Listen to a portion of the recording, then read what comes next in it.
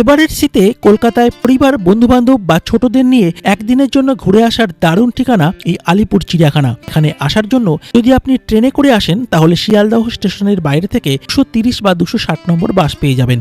ছাড়াও হাওড়া স্টেশনের বাইরে থেকেও বহু বাস পেয়ে যাবেন। মেট্রোতে করে আসতে চাইলে রবীন্দ্র সদন মেট্রো স্টেশনের 2 নম্বর গেট দিয়ে বেরিয়ে 230 নম্বর বাস পেয়ে যাবেন।